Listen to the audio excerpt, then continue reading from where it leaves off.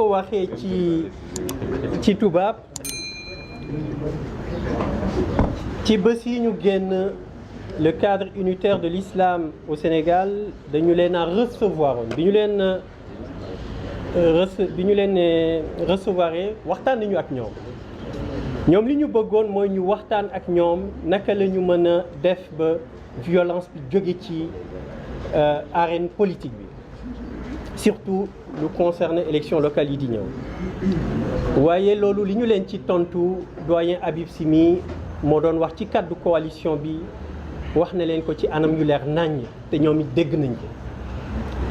te loolu position bi ñu ci am te mu wax leen ko bokkoon na ci ñu wax leen ne leen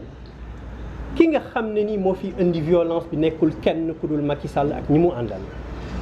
moom mooy provoqué mooy bundu xataal moom moo ñuy teg dooleem bi nga xam ne nii doole bi sax moomu ko askan wi moo ko dénk mu jël ko di ko wàññeeku di ko tegaat askan wi te loolu li koy firndeel mooy démb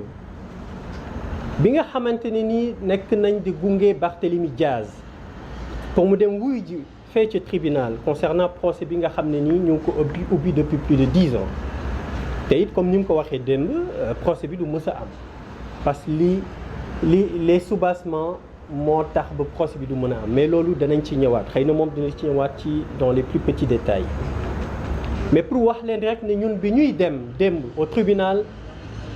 tout s'est très bien passé parce que état bi moo ko bëggee woon noonu comme ñoom ñooy provoqué ñun du ñu def lu dul résister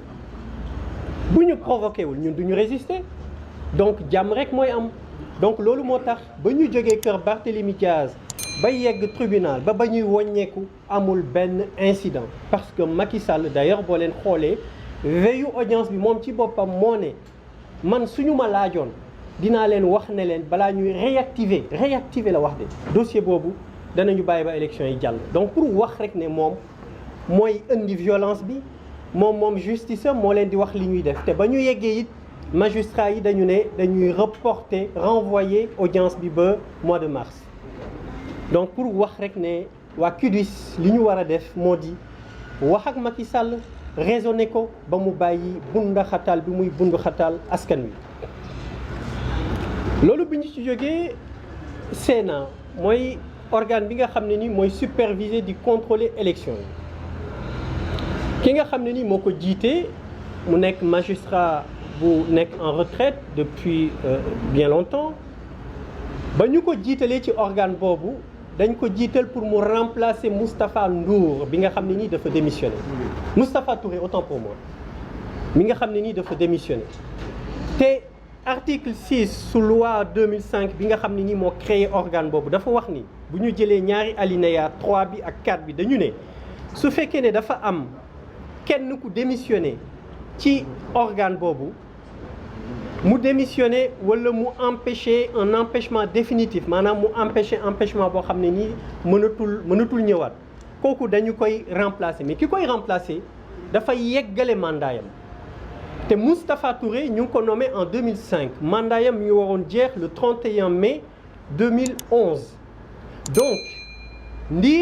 monsieur Ndir bi mu yegsee waroon yeggale mandat wu Moustapha Touré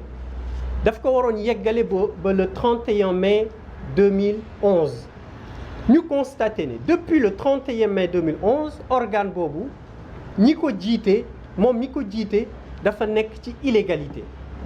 parce que mandat yam jeex na depuis 2011 et malgré le fait que mandat bi jeex na depuis 2011 Macky Sall mu ngi leen di continuer di leen permettre ñuy superviser di contrôler élection yi ak élection yi fi jàll yëpp muy élection locale élection législative élection présidentielle yi ci mujj en 2019 Yewwi Askan Wi nag ne loolu jeex na takk na dakk te ñu ngi wax Macky Sall ne ko conclusion yi nga xamante ne ni arrêté nañ ko ci dialogue politique bi nañ ko appliquer surtout li concerné Sénat bi puisque foofu la ñu fa waxtaane woon lu leer naññ la donc loolu nañu ko appliquer nu mu gën a gaawee te ñu ngi leen di xamalit ne leen démb ci guddi ci fin de journée bi plutôt dañoo recevoir benn coalition bu ñuy tuddee coalition du peuple bokk na ci ñi ko jiite ñu ràññee leen mu nekk Clédor Sène ak ki ñuy wax Dame Mbodj bi ñu waxtaanee ak ñoom bokk nañ juboo ci ne li nga xam ne ni moom la ñuy xeex ci wàllu politique bi waruñu ci wéet donte ñoom ñu ngi ci société civile nekkul ni dañuy ñëw dugg ci langue politique bi xeex waaye ñoom seeni xeex ak suñu xeex danañ ko boole mu nekk benn ba ñu xeex lépp lu jëm ci wàllu fichier électoral bi lépp lu jëm ci wàllu ressources yi nga xamante ne nii parce que boo leen seetloo les sous-préfets et préfets suñu liste yi bokkoon na ci liste yi ñu invalidé boo leen xoolee département yu ci bëri mooy foofu ñu am def ay découvertes ci ay ressources naturelles loolu dañ ko def du loo xam ne nii rek dañ ko def comme ça dañ ko calculer bu baax ñu waxtaan ci ànd juboo nangu ni taxawaay boobu xeex boobu dañu ko war a bokk ñun ñëpp donc loolu mu nekk loo xam ne nii dañuy lancer appel à toutes les personnalités de la société civile à toutes les institutions képp bépp kuréel bu nekk ci réew mi di xeex pour askan wi duñu leen di ñaan ñu ñëw ànd ak ñun bokk ak ñun xeex bi nga xamante ne nii dañ koy xeex ngir askan wi mu nekk rek du xeexu politiciens yi xeexu ñëpp la donc loolu moo tax ñun bu ñu fi jógee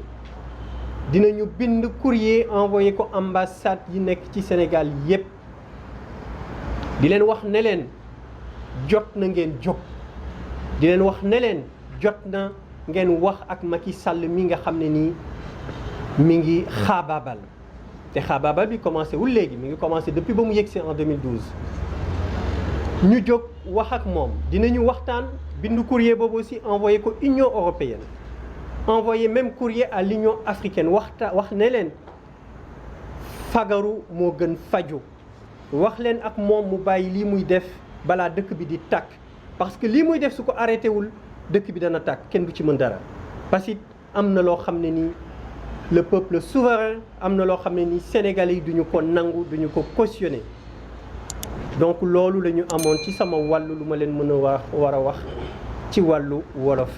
jërëjëf merci beaucoup